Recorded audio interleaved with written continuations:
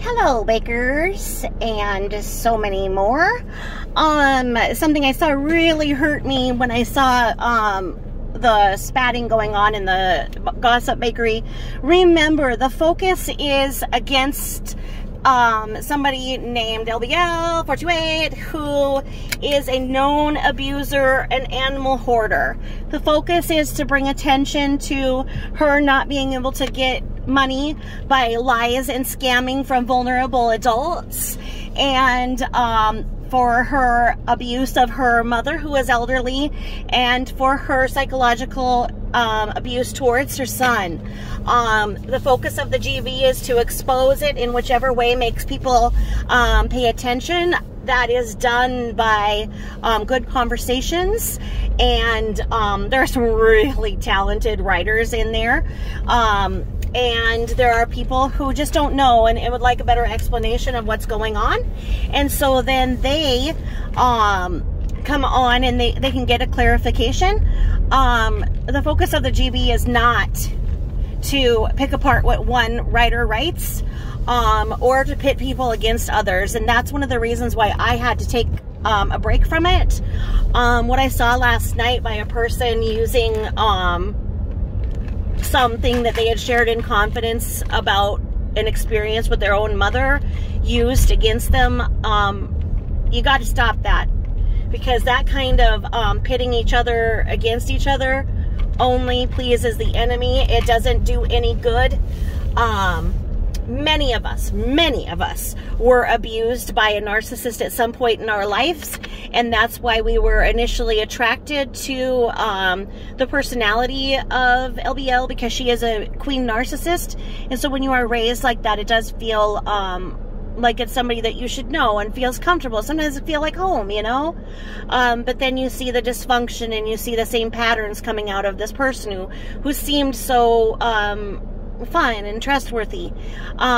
It's not fair to say that, you know, oh, you once believed, you know, your mother, because you're helpless to do anything else. And when you don't know better and you're in your own home, it starts to feel very, very uncomfortable when you go against the only people that, you know, can provide you a roof over your home, over your head, and give you food. So a child that believes that there's no other way, it's not okay to then compare that to an experience that you're having in adulthood that doesn't feel right. So please be kind to each other. Please remember the focus, and that is against one person to expose scams and bring the truth to light. It is not to start these petty little fights with each other. I am really disturbed by what I saw. I don't know if you understand what happened with some of the people who have been abused by her. LBL terribly just shredded a grieving mother, comparing her bad day with money, not having enough money, to what a grieving mother should feel. And then minimizing the grieving mother because she put her incessant need for money over grief, and just really hurt this person who had been a subscriber, and so many people who had been, you know, really tried to help her or have been burned. And that's the story it's a very common theme for a lot of people in the bakery. And then people, you know, who just right away kind of saw that, hey, this doesn't make sense, this is a lie, this doesn't add up, you know, kind of knowing how things work, like in the repo world and stuff, and saw that, you know, there were some very obvious lies about the repo scam. So coming together and bringing that knowledge of things and saying, hey, you know, this isn't how this is done, this is not how this is done, that's what the GB is for. To compare information, to see what you saw, to see if somebody else got something before it was dirty deleted. And then it's you know, people finding that information, sharing that information, and bringing attention and light and the proper authority is to save the animals and get her banned from YouTube so that she cannot scam money from people anymore. And to expose her for welfare fraud, SSI fraud, etc., etc. So many people were believing that, oh, she had just invested wisely, so she's just a lady who lunches, and who are we, amongst her? We're just mere peasants that don't get to live like she does, just on cruise ships, shopping every day, all day long, shopping till you drop, and a new perfume every day, and moving at the drop of a hat, having people do everything for you, having people drop to just serve you. Oh yes, because she was so far above everybody. And when the truth came out that she's been living off of SSI for lies, saying that she is disabled and can't work due to her fibromyalgia, meanwhile she shreds apart Jules, who does actually have fibromyalgia. There are thousands of people who have fibromyalgia and don't have a quality of life, and they don't get SSI for it. And just because you don't get SSI for it does not mean that you don't have it, okay? And she did not get SSI for her fibromyalgia. She got it for her multiple mental health concerns, diagnosis, involuntarily being committed for being a harm against herself and others, and her personality disorders that were resistant to treatment. And yes, I know that people were like, a personality disorder, oh yeah, we have a bad personality, that doesn't, no. These are diagnoses. Check out a book called the DSM, I guess we're up to what, the DSM 13, but if you were ever to study LBL, it'll be a DSM 17 because they'd have to revise the whole thing. So there are maladaptive behaviors that, such as maybe you've heard of sociopathy. I can't talk today, I'm sorry. But, so she's a sociopath, of course. And she has narcissistic personality disorder. She had conduct disorder, which, morphs into antisocial personality disorder. So it's more than just saying she has a bad personality. She has maladaptive personalities that are comorbid with the biological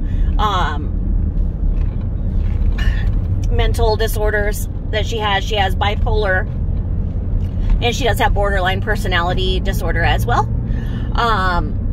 And she is an alcoholic, and she is an opioid addict and a benzodiazepine addict. How she's still alive is anyone's guess, because you're not supposed to mix them. I believe she is a recovered alcoholic. Except for those lives where she's drunk and then she was peeing her pants and pulling down her pants. Yeah, I made my mind forget about those. But anyway, she was raging about masks yesterday, and I felt like some of the information she was giving is very irresponsible. I do not want haters coming at me for their views about masks. Mask wearing is your personal preference. But she was saying that it's bad because of the social thing. Well, see, she ignored every COVID thing and would go out to the Dollar Tree every single day because it was one of the only places open. And she would go during the times when only vulnerable adults are supposed to be there, and she wouldn't wear a mask, or she'd wear her fake one because she wasn't going to be told that she had to do anything. So she'd wear a fake one, which was just, it's basically the sequin overlay where you're supposed to have a filtered underlay. And, she didn't, so she'd go, people would say, oh, I like your mask. Oh, it's a fake one. What the fuck is a fake mask? When you're wearing a mask, it doesn't matter. If you're wearing a mask, it's not fake.